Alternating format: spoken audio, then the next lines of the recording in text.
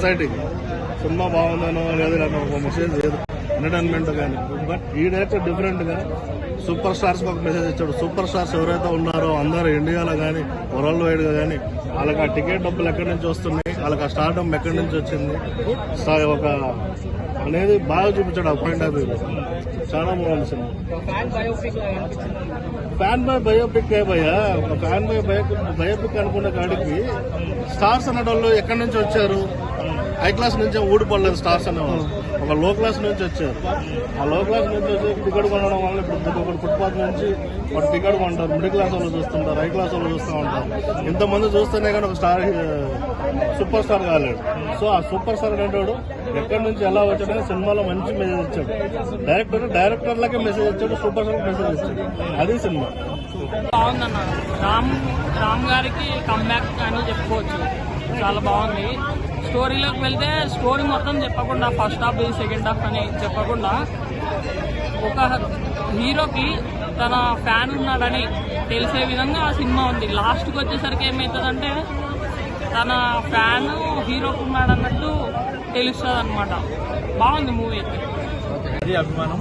So మన అభిమాన hero ఎప్పుడు బాగుండాలి అనుకోవడం మన సినిమా. సో మన హీరోని మనం ఎలా చూడాలనుకుంటామో అభిమానిగా ఆ సినిమాని అలా చూపించాడు. సో అది నాకు చాలా బాగా నచ్చింది. డైరెక్టర్ పాయింట్ ఆఫ్ వ్యూ బాగా నచ్చింది. ఈ సినిమా చూసి హీరోలు కూడా వాళ్ళ అభిమానులు కలుసుకుంటారు అనుకోవచ్చు.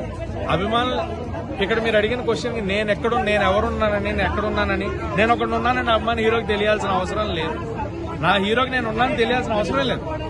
బట్ నా హీరో కోసం నేను నిలబడతా. నాలాంటి అభిమానులు ఎంతమంది ఉన్నారని ఆయన గుర్తిస్తారు చూసారా, అది అభిమానం.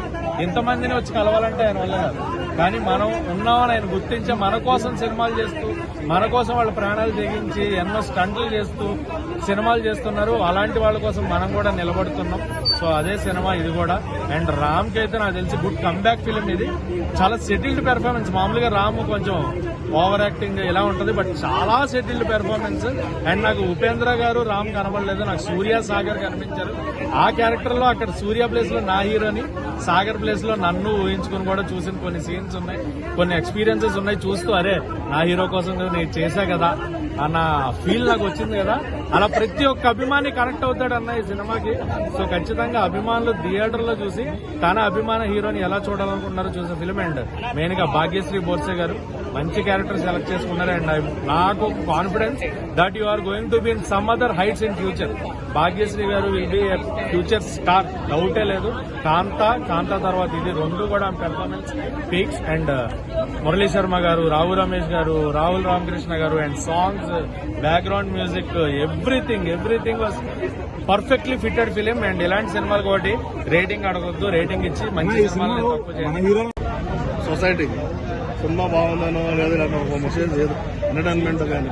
బట్ ఈడైతే డిఫరెంట్గా సూపర్ స్టార్స్కి ఒక మెసేజ్ ఇచ్చాడు. సూపర్ స్టార్స్ ఎవరైతే ఉన్నారో అందరూ ఇండియాలో కానీ వరల్డ్ వైడ్గా కానీ వాళ్ళకి ఆ టికెట్ డబ్బులు ఎక్కడి నుంచి వస్తున్నాయి, వాళ్ళకి ఆ స్టార్డమ్ ఎక్కడి నుంచి వచ్చింది ఒక అనేది బాగా చూపించాడు. ఆ పాయింట్ ఆఫ్ వ్యూ చాలా బాగుంది సినిమా. ఫ్యాన్ బై బయోపిక్ భయ్యా, ఒక ఫ్యాన్ బై బయోపిక్ అనుకునే కాడికి స్టార్స్ అనేటోళ్ళు ఎక్కడి నుంచి వచ్చారు? హై క్లాస్ నుంచి ఊడిపడలేదు స్టార్స్ అనేవాళ్ళు, ఒక లో క్లాస్ నుంచి వచ్చారు. ఆ లో క్లాస్ నుంచి వచ్చి టికెట్ కొనడం వల్ల ఇప్పుడు ఒకటి ఫుట్పాత్ నుంచి ఒక టికెట్ కొంటారు, మిడిల్ క్లాస్ వాళ్ళు చూస్తుంటారు, హై క్లాస్ వాళ్ళు చూస్తూ ఉంటారు. ఇంతమంది చూస్తేనే కానీ ఒక స్టార్ సూపర్ స్టార్ కాలేడు. సో ఆ సూపర్ స్టార్ అనేవాడు ఎక్కడి నుంచి ఎలా వచ్చాడని సినిమాలో మంచి మెసేజ్ ఇచ్చాడు. డైరెక్టర్లకే మెసేజ్ ఇచ్చాడు, సూపర్ స్టార్ మెసేజ్ ఇచ్చాడు. అది సినిమా బాగుందన్న. రామ్ గారికి కమ్బ్యాక్ అని చెప్పుకోవచ్చు, చాలా బాగుంది. స్టోరీలోకి వెళ్తే స్టోరీ మొత్తం చెప్పకుండా ఫస్ట్ హాఫ్ సెకండ్ హాఫ్ అని చెప్పకుండా ఒక హీరోకి తన ఫ్యాన్ ఉన్నాడని తెలిసే విధంగా ఆ సినిమా ఉంది. లాస్ట్కి వచ్చేసరికి ఏమవుతుందంటే తన ఫ్యాన్ హీరోకి ఉన్నాడన్నట్టు తెలుస్తుంది అనమాట. బాగుంది మూవీ అయితే. అది అభిమానం. సో మన అభిమాన హీరో ఎప్పుడు బాగుండాలి అనుకోవడం మన సినిమా. సో మన హీరోని మనం ఎలా చూడాలనుకుంటామో అభిమానిగా ఆ సినిమాని అలా చూపించాడు. సో అది నాకు చాలా బాగా నచ్చింది. డైరెక్టర్ పాయింట్ ఆఫ్ వ్యూ బాగా నచ్చింది. ఈ సినిమా చూసి హీరోలు కూడా వాళ్ళ అభిమానులు కలుసుకుంటారు అనుకోవచ్చు. అభిమానులు ఇక్కడ మీరు అడిగిన క్వశ్చన్ నేను ఎవరున్నానని నేను ఒకడు ఉన్నానని అభిమాని హీరోకి తెలియాల్సిన అవసరం లేదు. నా హీరోకి నేను ఉన్నానని తెలియాల్సిన అవసరం లేదు. బట్ నా హీరో కోసం నేను నిలబడతా. నాలాంటి అభిమానులు ఎంతమంది ఉన్నారని ఆయన గుర్తిస్తారు చూసారా, అది అభిమానం. ఎంతమందిని వచ్చి కలవాలంటే ఆయన వల్ల కాదు, కానీ మనం ఉన్నామని ఆయన గుర్తించి మన కోసం సినిమాలు చేస్తూ, మన కోసం వాళ్ళ ప్రాణాలు తెగించి ఎన్నో స్టంట్లు చేస్తూ సినిమాలు చేస్తున్నారు. అలాంటి వాళ్ళ కోసం మనం కూడా నిలబడుతున్నాం. సో అదే సినిమా ఇది కూడా. అండ్ రామ్ కి అయితే నాకు తెలిసి గుడ్ కమ్బ్యాక్ ఫిలిం ఇది. చాలా సెటిల్డ్ పెర్ఫార్మెన్స్. మామూలుగా రామ్ కొంచెం ఓవర్ యాక్టింగ్ ఇలా ఉంటుంది, బట్ చాలా సెటిల్డ్ పెర్ఫార్మెన్స్. అండ్ నాకు ఉపేంద్ర గారు రామ్ కనబడలేదు, నాకు సూర్య సాగర్ కనిపించారు.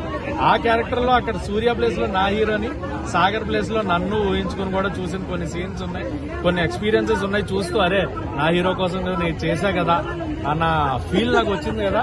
అలా ప్రతి ఒక్క అభిమాని కనెక్ట్ అవుతాడు అన్న ఈ సినిమాకి. సో ఖచ్చితంగా అభిమానులు థియేటర్ లో చూసి తన అభిమాన హీరోని ఎలా చూడాలనుకున్నారో చూసే ఫిల్మ్. అండ్ మెయిన్ గా భాగ్యశ్రీ బోర్సే గారు మంచి క్యారెక్టర్ సెలెక్ట్ చేసుకున్నారు. అండ్ నాకు confidence that you are going to be in some other heights in future. Bhagyashri గారు విల్ బి ఫ్యూచర్ స్టార్, డౌటే లేదు. కాంతా తర్వాత ఇది రెండు కూడా performance peaks. And Murali Sharma గారు, రావు రమేష్ గారు, రాహుల్ రామకృష్ణ గారు, and songs, background music, everything was perfectly